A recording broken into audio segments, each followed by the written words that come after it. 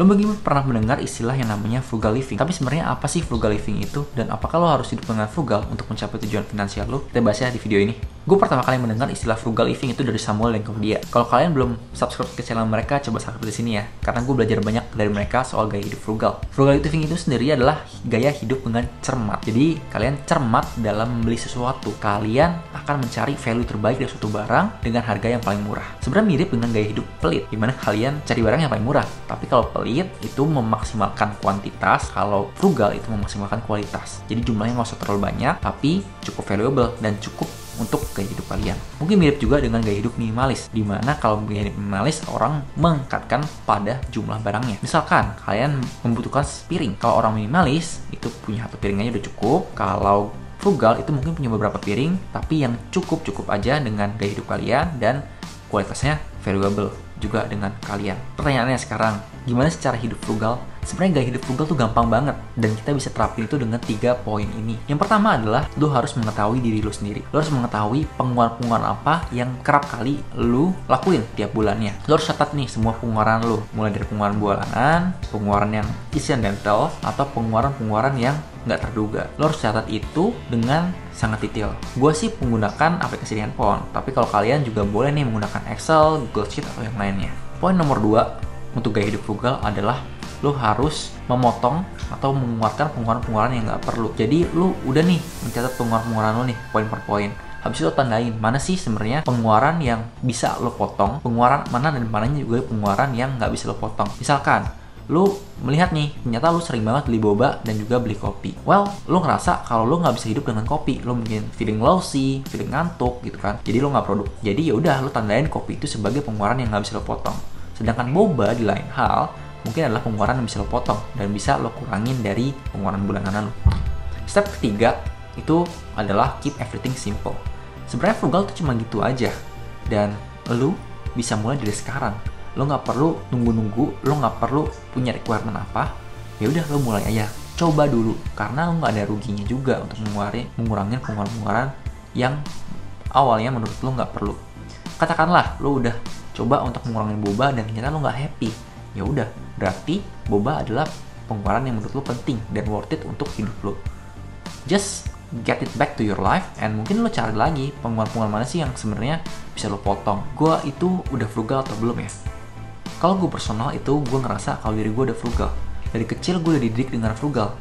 Misalkan alat-alat tulis nih, ada teman-teman gue yang selalu dibelikan oleh orang tuanya alat tulis yang top tier, yang paling mahal, yang paling bagus katanya. Tapi orang tua gue ngelihat kalau sebenarnya ada sih merek-merek lain yang di bawah itu grade-nya nggak terlalu jauh, tapi harganya sangat jauh, kan barang-barang lokal. Akhirnya gue dibelikan barang-barang itu dan gue ngerasa ya udah cukup untuk menunjang hidup gue gitu, untuk menunjang hidup persekolahan gue. Di lain sisi akhirnya setelah gue tumbuh besar, gue ngerasa hal-hal yang dididik orang tua gue, yang diajarkan orang tua gue itu penting banget dan menurut gue itu cara yang tepat. Karena melihat barang yang worth it itu susah. Akhirnya kalau gue menemukan barang yang worth it, gue merasa senang. Misalkan ya, waktu itu gue membeli handphone dan memang ada banyak pilihan handphone yang bisa gue beli, mulai dari flagshipnya Samsung, iPhone paling baru atau sebagainya. Tapi gue memilih untuk membeli barang iPhone bekas dan iPhone yang keluarnya udah 2 tahun yang lalu. Gue ngerasa kalau iPhone itu masih punya span life itu 3 tahun lagi.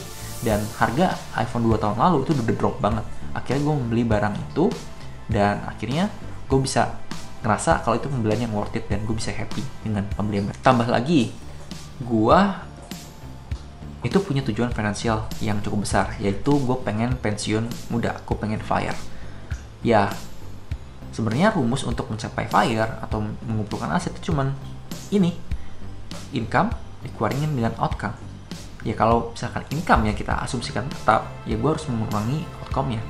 Jadi akhirnya gue merasa frugal living ini adalah cara paling tepat. Kalau ditanya gue itu happy atau enggak menjalani gaya hidup frugal, bisa dibilang gue mostly happy.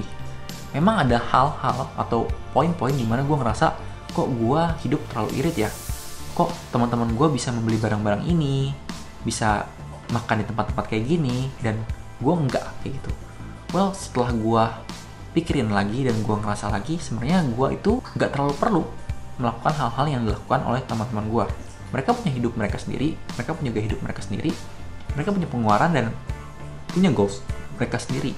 Jadi bebas aja sesuai dengan mereka. And on the other hand, gue juga ngerasa kadang-kadang kalau gue itu merasa bersalah nih membeli barang-barang mahal yang akhirnya mungkin gue nggak sering pakai atau gue nggak pakai dalam kehidupan gue sehari-hari. Akhirnya ya udah, gue ngerasa gaya hidup frugal adalah gaya hidup yang tepat buat gue. Kalau kalian mau mencoba frugal, mungkin kalian bisa start dengan mengurangi pengeluaran kalian. Habis itu, kalau misalkan kalian ngerasa kok kalian terlalu irit, kalian mungkin bisa menciptakan cheat day, di mana pada hari itu lo bisa allow diri lo untuk membeli barang mewah yang mungkin lo nggak perluin. Setelah lo gunakan barang itu, lo baru ngerasa nih sebenarnya barang ini memberikan value buat lo, memberikan lo kehappyan jangka panjang atau enggak. Kalau itu nggak memberikan happiness jangka panjang, ya mungkin lo bisa meng-cut itu dan lo nggak perlu beli barang itu lagi ke depannya.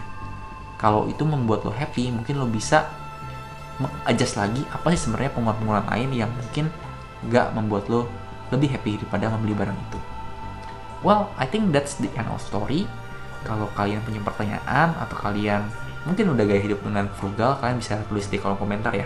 Gue akan baca dan gue akan jawab pertanyaan kalian.